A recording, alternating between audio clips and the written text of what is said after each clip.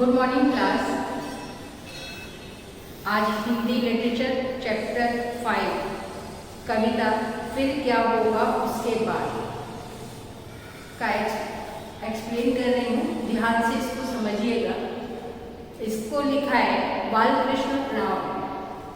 बालकृष्ण राव कवि हैं। उन्होंने इस कविता में माता और पुत्र के बीच की बात हो रही है उसका वर्णन किया है। पुत्र है, छोटा है, बच्चा है, वो नहीं समझता है। वो हर आंसर के बाद कहता है माँ इसके बाद फिर क्या होगा। माँ उसका आंसर देती है, फिर उसके बाद पूछता है कि माँ इसके बाद क्या होगा। ऐसे अबोध बच्चे के प्रश्नों का जवाब देते हुए माँ लास्ट में कहती है कि इसके बाद मैं मर जाऊंगी। इस कविता के द्वारा कवि बाल मन के सुख दुख क्या होते हैं उसको समझाने की कोशिश की है कि ये जो सुख दुख हैं एक ये सामाजिक मोह माया है, इसके परे बाल मन है, शिशु मन है। उसे वो नहीं समझता कि इसके बाद क्या होगा और वो हर जवाब को जानने के लिए उत्सुक होते हुए अपनी माँ से प्रश्न करता है। देखिए कि वो कौन से प्रश्न करता है। मैं आपके सामने कविता पढ़ रही हूँ और उसको बताती भी जाऊँ। फिर क्या होगा उसके बाद? उत्सुक होकर शिशु ने पूछा, माँ क्या होगा उसके बाद? एक बालक है, छोटा है, अपनी माँ से पूछता है कि माँ, उत्सुकता बस जानने की इच्छा के साथ कहता है कि माँ उसके बाद क्या होगा। माँ बताती है, रवि से उज्ज्वल, शशि से सुंदर, सूरज से ज्यादा तेज, साफ और शशि से सुंदर। शशि मीन्स चंद्रमा, चंद्रमा से सुंदर, नव किसरे दल से कोमल तक, और जो नए पत्ते होते हैं पेड़ के कोमल होते हैं उससे भी कोमल। बधू तुम्हारी घर आएगी, तो तुम्हारी बहू घर आएगी। कहने का मतलब है कि माँ कहती है कि सूरज की रोशनी से भी ज्यादा चमक, सुंदर, चंद्रमा से सुंदर और नए पत्तों से भी कोमल बहू घर आएगी। उस विवाह उत्सव के बाद, जो विवाह उत्सव हो रहा है उसके बाद तुम्हारी बहू घर आए।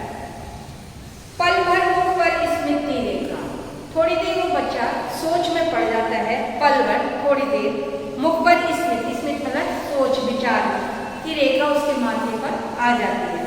खेल गई फिर माँ ने देखा, उसने देखा कि बच्चा फिर से कुछ जानना चाह रहा है और उसके चेहरे के हाव भाव से माँ समझ जाती है कि इसकी समझ में कुछ नहीं आया है और ये फिर से कुछ पूछना चाहता है। कर गंभीर मुखाकृति शिशु ने, फिर बच्चे ने अपने चेहरे को थोड़ा गंभीर मुद्रा में किया और उसको पूछने के लिए लालायित हो उठा। फिर पूछता है, फिर पूछा माँ उसके बाद। जब उसने कहा कि सूरज से भी चमकदार, चंद्रमा से सुंदर, वो पत्तों से कोमल, दीप से अधिक कोमल तुम्हारी बहू घर आएगी, उसके बाद वो बच्चा जानना चाहता है कि फिर उसके बाद क्या होगा। तो वो फिर माँ से पूछने लगता है। फिर माँ उसका जवाब देती है, फिर नव के नक्षत्र मनोहर, जो नव है, जो आकाश है, उसमें जो नक्षत्र है, तारे हैं, वो बड़े ही मनोहारी हैं, बड़े ही सुंदर लगते हैं। स्वर्गलोक से उतर कर, माँ कहती है कि ऐसे लगता है कि स्वर्गलोक से वो उतर कर नीचे आ रहे हैं। तेरे शिशु बनने को मेरे घर आएंगे उसके बाद। वो कहते हैं स्वर्ग नक्षत्र है, तारे हैं, वो आकाश से उतर कर तेरे शिशु बनने के लिए लालायित हैं और मेरे घर आने के लिए उत्सुक है। मेरे नए खिलौने लेकर चले न जावे वे अपने घर। वो बालक घर है, फिर वो विचार करता है कि जब बच्चे घर में आएंगे तो कहीं ऐसा ना हो कि मेरे जो नए खिलौने हैं वो बच्चे लेकर अपने घर वापस चले जाए। चिंतित हो कह उठा, किंतु फिर पूछा शिशु ने उसके बाद। ऐसा कहकर वो चिंतित हो जाता है, चिंता में पड़ जाता है कि मेरे सारे खिलौने लेकर चले जाएंगे, बच्चे लेकर चले जाएंगे। तो वो फिर पूछने लगता है कि माँ उसके बाद क्या होगा, मेरे जब सारे खिलौने बच्चे ले जाएंगे तो उसके बाद क्या होगा।